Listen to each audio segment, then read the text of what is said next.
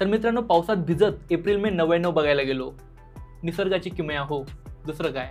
तर हा सिनेमा सर्वच एज ग्रुपमधल्या लोकांना आवडेल, पण त्यातल्या त्यात 90s किड जास्त रिलेट करतील.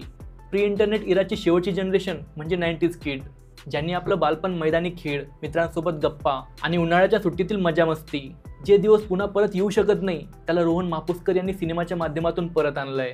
तर हा सिनेमा आपल्या अपेक्षांवर खरा उतरतो की नाही हे समोर बघूया, पण तत्पूर्वी आपण अभिनयाबद्दल बोलू. साजिरी जोशी या सिनेमाचं काळीज आहे. ते म्हणतात ना, घरात लक्ष्मीची पावलं पडल्यावर घर आनंदाने भरून जातं. तसंच काहीसं जाई गावात आल्यावर होतं. सर्वांसोबत मिळून राहणारी, गोड आणि सेन्सिटिव्ह अशी मुलगी, हे पात्र साजिरीने अगदी सहजपणे साकारलंय. अर्थात रोहन यांनी स्क्रिप्टच्या डिमांडनुसार तिच्याकडून उत्तम काम काढून घेतलंय, पण पहिल्या सिनेमाच्या हिशोबाने तिच्या ॲक्टिंगमध्ये एक प्रकारची डेप्थ आहे, एक प्रकारची निरागसता आहे, आणि हीच गोष्ट आपल्याला तिच्यासोबत नकळतपणे कनेक्ट करते. आर्यनला आपण बाबा बालभारतीमध्ये अभिनय करताना बघितलंय. इथे पण तो ते बॅलन्स मेंटेन करतो. थोड्याशा गोष्टीवर लगेच राग येणारा, चिडचिड करणारा असा मुलगा. त्यात जाई तिघांना पण इंग्रजी शिकवत असते, ते त्याला अजिबात आवडत नाही. ती ग्रुपमध्ये आल्यावर हॉलिडे खराब होईल, आपले मित्र आपल्यापासून दुरावतील अशी भीती त्याला असते. त्या सिच्युएशनमध्ये त्याची ॲक्टिंग, त्याचे एक्सप्रेशन बघण्यासारखे होते. त्या पात्राच्या भावना वेळ आणि अनुभवानुसार बदलतात, त्यामुळे तो आपल्याला लक्षात राहून जातो. एक कलाकार म्हणून तो डे बाय डे ग्रो होतोय, हे बघून चांगलं वाटतं. श्रेयस थोरात हा या सर्वांमध्ये थोडासा भाव खाऊन जातो. त्याने याआधी सुखी माणसाचा सदरा या मालिकेत काम केलंय आणि एप्रिल मे त्याचा पहिला सिनेमा. त्याला बघताना बिलकुल वाटत नाही की तो ॲक्टिंग करतोय, एवढ्या सहजपणे तो पात्रामध्ये सामावून गेलाय. मंथन कानेकर याचा सुद्धा हा पहिला सिनेमा, आणि हा मुलगा देखील आपलं मन जिंकून जातो.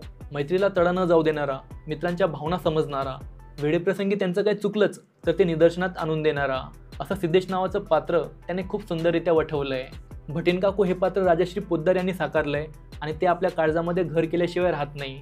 आजी आपल्याला आयुष्याच्या प्रत्येक वळणावर लाईफ लेसन देत असते.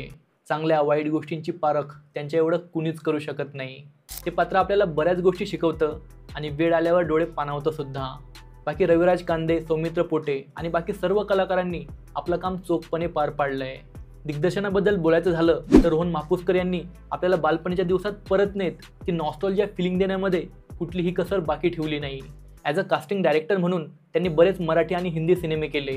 त्या डायरेक्टर आणि रायटर म्हणून त्यांचा हा पहिला सिनेमा, ज्यात त्यांनी षटकार लगावला आहे. 90चं दशक, कोकणातील उन्हाळ्याची सुट्टी, हे समीकरण त्यांनी अशाकारित्या पडद्यावर जिवंत केलं की आपण नकळतपणे त्याचा एक भाग बनून जातो. त्यामागे त्यांचं किशोरवयातील बालपण कारणीभूत आहे. लेट 90sमधील इरा त्यांनी अनुभवला आहे, त्याला पडद्यावर जिवंत केलं आहे. त्याच्यामुळे तो बघताना आपलासा वाटतो. सिनेमा बघताना वाटतं की खूप प्रेमाने, प्रामाणिकपणाने त्यांनी काम केलं आहे.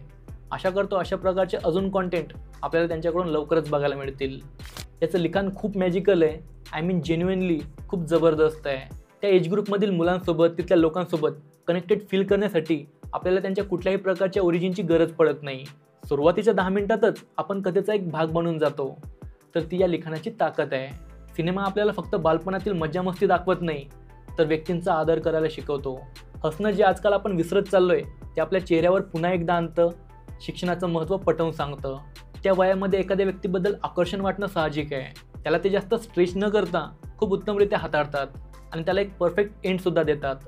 कुठल्याही गोष्टीची अतिशयोक्ती न करता ते आपले विचार साधेपणाने मांडतात. एकूण याचं लिखाण दमदार आहे.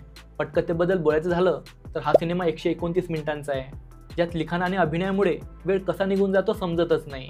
तो एका सिच्युएशनमधून दुसऱ्यामध्ये एकदम स्मूथली चालला जातो. तर ही याची जमेची बाजू आहे. आणि महत्त्वाचं म्हणजे याची एडिटिंग खूप स्मार्ट आहे, जे केले निनाद खानोलकर यांनी.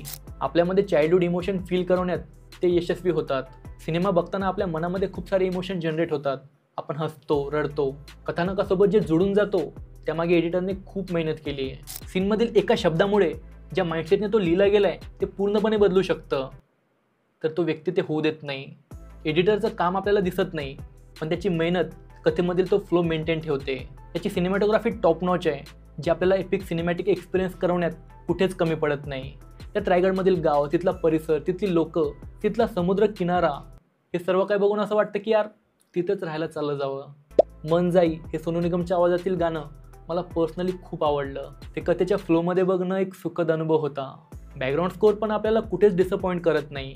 निगेटिव्हबद्दल बोलायचं झालं तर इंग्रजी शिकण्याचा जो काही सिक्वेन्स तयार केला आहे त्याला थोडंसं स्ट्रेच केलं असं वाटतं, ज्यामुळे पहिला हाफ हा स्लो वाटतो. त्याच्या बरोबरीनेच ते अजून एलिमेंट ॲड करू शकले असते. फॉर एक्झाम्पल ड्रामा किंवा ॲडव्हेंचर, तर ते बघायला मजा आली असती. एकूण काय तर हा सिनेमा आपल्याला नाती, बांधिलकी, शिक्षण आणि कधीही न तुटणारी मैत्री याचं महत्त्व पटवून सांगतो. बाकी हा व्हिडिओ तुम्हाला कसा वाटला हे मला कमेंट करून नक्कीच सांगा. याचबरोबर मी गुलकंद या सिनेमाचा रिव्ह्यू केला आहे, जो तुम्ही इथे क्लिक करून बघू शकता. व्हिडिओ आवडला तर लाईक, शेअर आणि सबस्क्राईब करा आणि बघत राहा द मराठी शो. भेटूया आपण लवकरच. जय हिंद, वंदे मातरम.